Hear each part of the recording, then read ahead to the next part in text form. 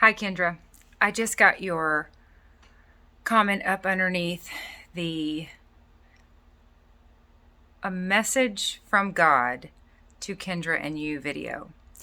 I think that is an excellent idea to write down these negative thoughts you're having and hold them up against Scripture to determine and discern whether or not they're true. When my 17-year-old son was a baby, I had been diagnosed with bipolar disorder when I was 19 years old. I spent time in a psychiatric unit. We got everything under control. I've been taking lithium for bipolar disorder for 22 years now. I took that medicine religiously, and I still do. I take it. I take my medicine, and I'm very grateful for it. But I had been taking that medication for several years at that point. 5 years, actually. From the time I was 19 to 24. And I had such a smooth 5 years. I had doctors questioning, one doctor in particular questioning my diagnosis. Well, that made me kind of question it. So, and I don't anymore, by the way. I am very confident and comfortable with my diagnosis. And I have always been a bit of a purist. So I don't have a lot of other factors and variables. I didn't have nature and nurture, right? I didn't have a lot of nurture issues. I was raised in a happy, healthy home, and I didn't have a lot of, there was no drug abuse of my own, which a lot of people deal with, especially with mental health issues, aiming to somewhat self-medicate and self-navigate. I have never smoked a cigarette. I am confident that the flipping out that my own brain has done, I've experienced full-blown depression twice. Once was what I'm about to talk about, and it got really bad and really dark. And again, this was not my hardest year of life even. But this was rough. One of the depressions was, it got to the point where I was suicidal. I was having thoughts of really wanting that pain to end. And I've experienced full-blown mania twice in my life. So after 5 years of taking my medicine faithfully, because by the grace of God, I've only ever wanted to be a wife and a mom. So when I found out I had bipolar disorder, the moment in the psychiatric unit when the doctor sat across from me at a little two-top table, he sat in front of me. I was sitting right there. I was 19 years old. As gregarious and friendly and faith-filled as I am now, I met people in the psychiatric unit. Peaches that braided cornrows in my hair, Larry the biker, the owner of a nearby restaurant, he was in there. There were people in there with me that were alcoholic, anorexic.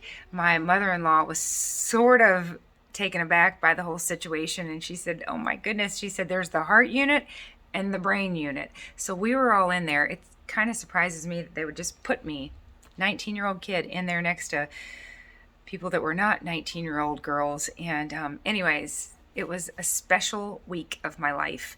And I remember a lot of details of it. My brain was manic.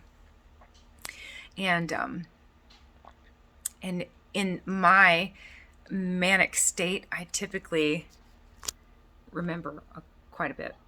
My brain's sort of working on high gear. That was very painful for me after the fact. After manic episode 1 and then 2, to remember, because I did things and said things that I wouldn't normally do if I weren't ill. And so it was very embarrassing, but my husband helped me through that. He said, Emily, don't be embarrassed. He said, that's like being embarrassed that you got diarrhea. You didn't choose it. You didn't choose it. You just get to choose whether or not you take care of it. And I do remember a lot, but I've thought before, as much as it at first it embarrassed me to remember the things that I said and the things that I did in these manic states, I realized how much worse it'd be if I didn't remember. So I am grateful to remember. But I remember those people in the psychiatric unit, and it was a lovely experience. And God used so many people. I can tell you the little teeny tiny nurse's aide. Actually, she was not the nurse. She just came.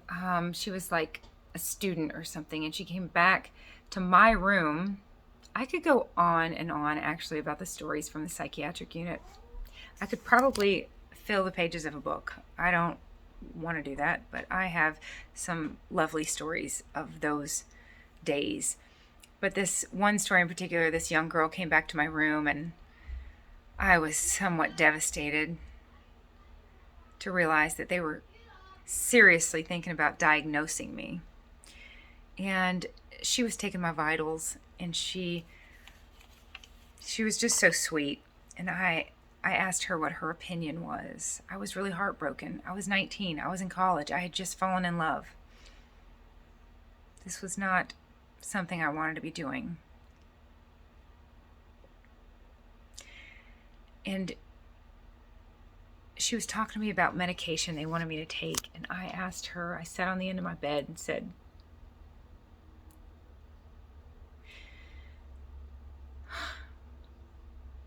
just so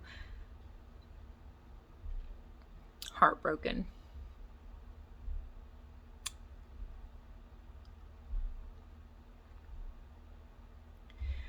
Realizing that I was about to set out on a very unexpected journey of living life with a mental illness and living life with the diagnosis of a mental illness. I felt like it was right here on my forehead. And I sat on the end of my bed, and she was talking about the medication, and I just asked her, I said, do you think I should take the medicine? And she was so sweet. And she said, I do. I think you should. So I did. And I've never looked back.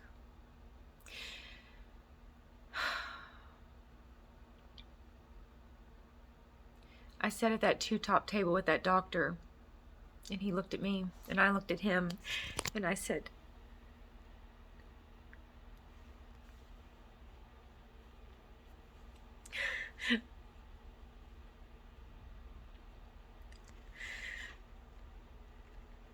again, I had just graduated high school. I had just been crowned homecoming queen. I had just gone off to college. I was with my friends.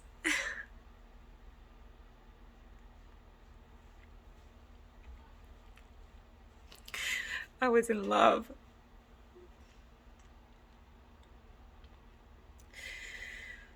This was very unexpected and very devastating. I sat there with that doctor and I said, have you diagnosed me? And he said, I have. And my heart sank. And he said, right now, he put his hand on the wall and he said, right now you're here. We don't want you to get here. And just remember him doing that. And so I accepted what he was telling me. I didn't fight it. I was in the best hospital with the best doctors. And the first thing I said to him was,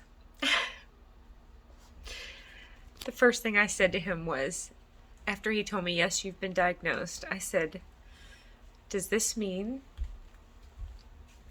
I can't have kids? I can't have kids. I can. I have kids. 5 of them. Yes, ma'am? Can I have a sparkling water? Oh, yeah, and they're good and cold, too. You sure can. Thanks for asking. All right, will you shut that door, please? Sure. Thanks. So I can just sit in here and cry on my phone. Oh, and I can have poodles. And I can have college degrees and a 20-year marriage. And that young man that I was in love with drove 4 hours to visit me for 15 minutes in that psychiatric unit, and I thought that was so sweet. I married him. So Greg has been with me from the beginning. But I'm sharing with you that after 5 years of taking my medicine and not having any trouble whatsoever, I'm telling you, I'm very, very sensitive to things, and it takes a teeny tiny amount of lithium to keep me where I need to be. Lithium, I don't take an antidepressant. I have before when I needed to at times, but I avoid depression by avoiding mania. Bipolar is cyclical, so when you've experienced the mania, you typically experience a depression. I want to avoid the depression, so I avoid the mania. I don't want to get my schedule out of whack. I was talking to my mom the other day that it's really thirds. I used to call it half. I used to think it was 50-50, but it's really 33, 33, and 33. It's really 33% medication, 33% lifestyle. It would not work for me to work third shift and be a nurse because I would mess with my circadian rhythm, mess with my serotonin, my melatonin, all those important chemicals in our brains. The other third is life experience and getting through it and developing grit and confidence and being willing to feel feelings. So, I take a tiny amount of lithium, and I actually have to have a high salt diet because lithium, I take it in the form of a salt. And if I have a low salt diet, then my body will, if I don't ingest much salt, my body will take the lithium and put it all the places salt needs to go, and I'll get poisoned. I'll get lithium poisoning. So I've got to actually consume enough salt that my body doesn't turn to the lithium for salt, because it comes in the form of a salt, lithium carbonate. It's on the periodic table of elements. It's of the earth. I figure God allows me to take the salt of the earth. I'm grateful for it. And over the years, talking to people about mental health issues, I have heard of so many people that have tried so many things. And keep going if you're trying. Continue to troubleshoot. Find what works. Find what doesn't work. Narrow things out. But the amount of lithium I take is so small. I've had doctors tell me, that's way below the therapeutic level. I have to get my blood work done every once in a while to make sure I don't have lithium poisoning. I'm always below the therapeutic level. It's like 0.8 to 1.2 is what you want your lithium level to be. I don't know. I'm usually way under that. So I'm far from being poisoned by lithium, to the point where I've had doctors suggest that it's really just a placebo. But Greg and I do not believe it's a placebo. We know how sensitive I am to things, and I think I just need a little bit for it to do what it needs to do. But after 5 years of taking it and not having any trouble, I got pregnant. I could not take lithium during my pregnancy, so I started meeting with a doctor. I was going to the University of Arkansas, and I was seeing a doctor and a therapist, and this one particular doctor, it was so irritating. I met with him during my pregnancy so that he could, I asked him, it was proactive of me. I said, can I come? I was scared to get off my medicine. I said, can I come meet with you? We met for an hour at a time, frequently. And the bill he gave me at the end of all those sessions, for us to sit there and chat about how great I was feeling and how his wife had had C-sections. I heard more about his wife. And come to find out, we could have been meeting for 30 minutes or 20 minutes, and he was charging me for an hour of chit-chat to walk in there and tell him, I feel fine. I feel good. Do you know, there are animals, in particular horses, I've heard, that might normally be kind of, well, let's just say struggle with their mood or their mood. I don't know, any other way to put it. I don't like the C word. I think it's dismissive, crazy. I don't appreciate it. I'm not highly offended by it, but I think it's kind of a cheap way to describe things oftentimes. But they're horses that maybe normally struggle. When they're pregnant, they're just calm. And that's how I always felt all 5 times. I could not take my medication when I was pregnant, but I didn't need to. Miraculously, my hormones, my brain chemistry, everything was where it needed to be naturally when I was pregnant. after my first child was born, I still could not take my medicine if I wanted to breastfeed him because he could not get it through my breast milk. That would be bad. So I jokingly, and for the sake of time here, I breastfed both of my first two kids into insanity. I breastfed my first one until I was so depressed. The hormones from pregnancy carry over for about 3 months. It was right at that 12-week mark that a switch flipped and I could tell I was depressed. And it's a whole lot easier to prevent mental health issues than to deal with them once they're there. So here I was, he was 12 weeks old. I didn't want to get back on my medicine. After 5 years, I had doctors questioning if that was even the right diagnosis.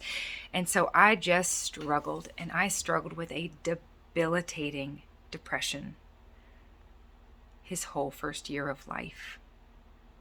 With my second kid, I breastfed until he was 11 weeks old, and I was like a hawk on the lookout for depression. I was like, the first sign, I am going to quit breastfeeding and get back on my medicine. I'm not doing that again. I'm not doing a year. I felt better at his 1-year birthday. His first birthday was Elmo, and finally my brain was like clicking again. People mistakenly think of depression as sadness. It's not sadness. Sadness feels fantastic compared to depression. Depression is nothing. It's looking in the mirror and knowing that your brain has betrayed you. It's gone. You're a shell of your former self. That's what it feels like. There are no emotions. I tell people that depression is the inability to process stimuli. Somebody might say, you want to meet me at the mall at 2? And I would say, where's the mall? And how am I going to get there by 2? I can remember taking a shower and I didn't know if I should use shampoo or conditioner first. I can remember driving and I couldn't remember what side of the road I should be on. I was in school and I would read a paragraph and read a paragraph and read it over and over, and the words didn't make any sense to me. It was like the memory in my brain and my hard drive had been erased, which is terrifying because you look fine physically and people approach you just like they normally would. Hey, how are you? I'm fine. And really, you're so far from fine. I say depression is the inability to process stimuli. Mania is the inability to filter stimuli. That's my experience. Mania is like I'm taking everything in, every sight, every sound, every word, if it's on a poster, I'm reading the fine print. It's just like I cannot filter stimuli. There's so much coming at me. I've only been manic twice. Both experiences were very different. The first time was euphoric. The second time was 7 days of terror. Like a nightmare that you wake up and you sit up. It was 7 days of that. Oh, I could write another book about that episode. But with my second child, I breastfed looking out for depression, and I got blindsided by mania. Didn't see it coming. I was driving down the road one day, and I thought, uh-oh. I saw a billboard, and it said something on it, and I thought it was speaking to me directly. And I was like, oh no. I had the lucidity and the sanity to realize, uh-oh. And within hours, I was in full-blown mania, where I was no longer in touch with reality. It's terrifying. The first time it was fun and wonderful, and I was thrilled to just not be depressed. But the second time it was terrifying. So I jokingly say, but it's not a joke, with kids 3, 4, and 5, we were much more proactive. They all got colostrum. I breastfed for 14 days, and then boom, back on my medicine. No questions asked. We were very proactive with babies 3, 4, and 5. But with Thomas, and by the way, I thought this was going to be a quick video where I shared this. Here, this will be my thumbnail. Ready? I think I can take a picture while I make the video. There's my thumbnail for the picture. For the video.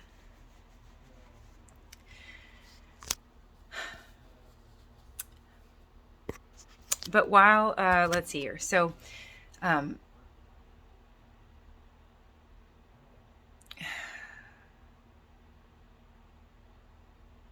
You go, girl. You go, Kindra. Write those thoughts down and think critically. Objectively analyze them to determine whether or not you agree with them, whether or not they're true. So, when the depression was in full force after Thomas was born, God blessed me with the shred of lucidity inside that depression to think, this can't be right. It doesn't make sense.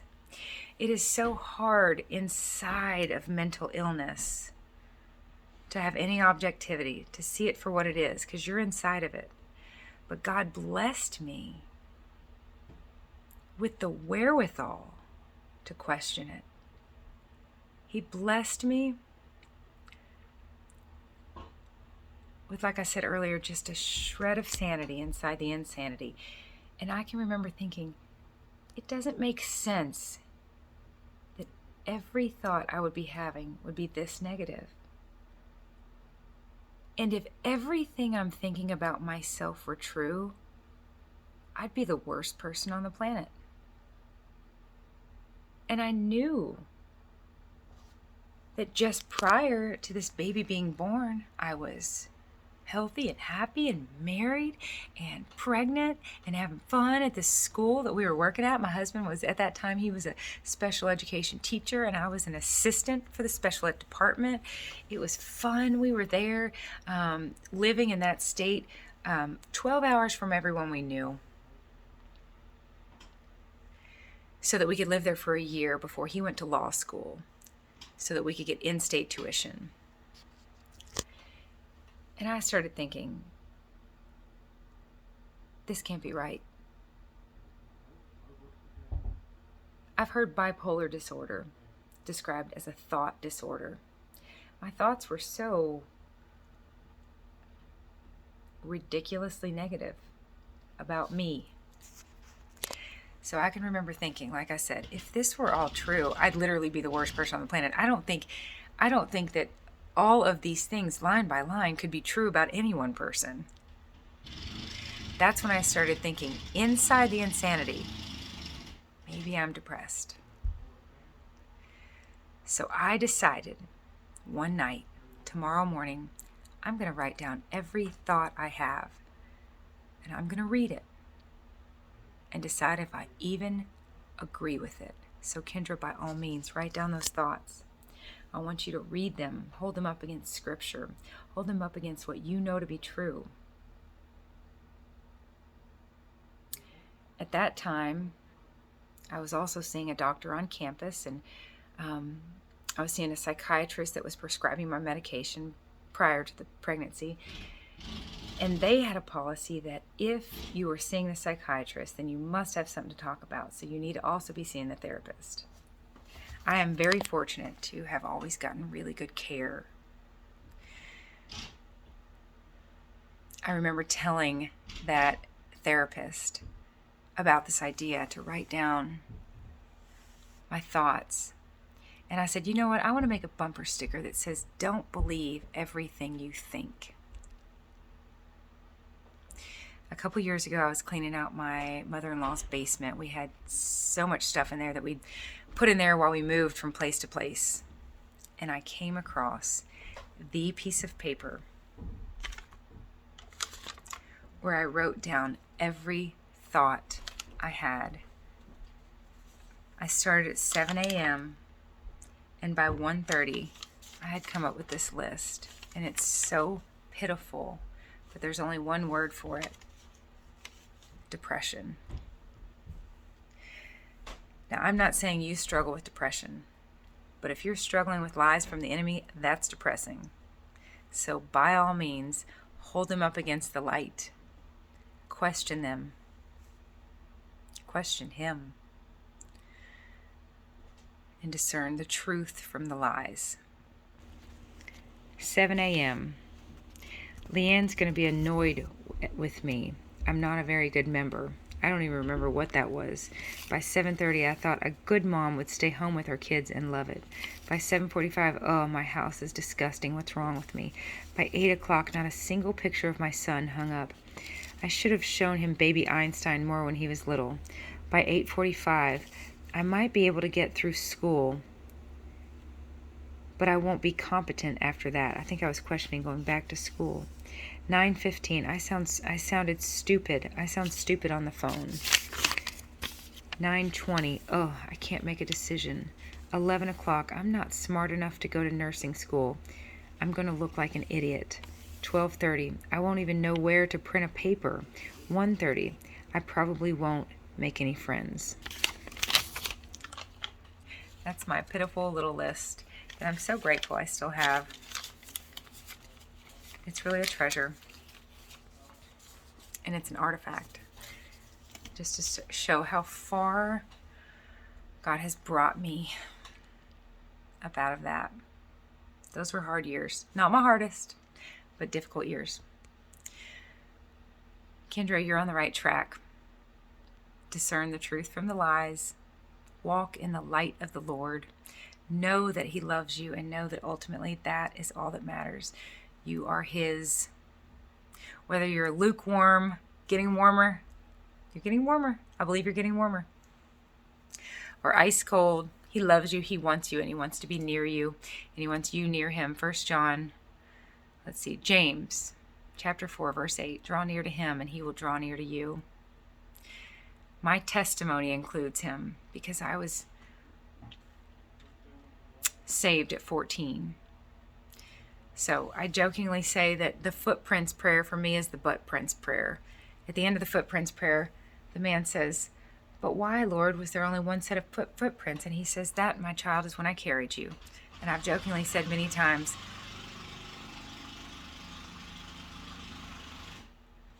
there's people working upstairs on air conditioning. I've said many times at the end of my poem, I would say, "But why, Lord?" At the end of the poem, "Why, Lord, is there only one set of footprints and a long line in the sand?" And He would say, "That, my child, is where I drug you." He's drugged me through some stuff that I'm grateful for. And I say often that people that are homeless, these are my people. I get it. I get mental illness. I get addiction. I can relate. I love you, Kindra. I hope this helps. Keep up the good work and keep us posted. And Susan, thank you for your prayers. Thank you everyone involved in this ministry. And there you have it. There's a bit about my journey. I'm happy to share. In Jesus' name, amen. I love you dearly. Let's talk again soon.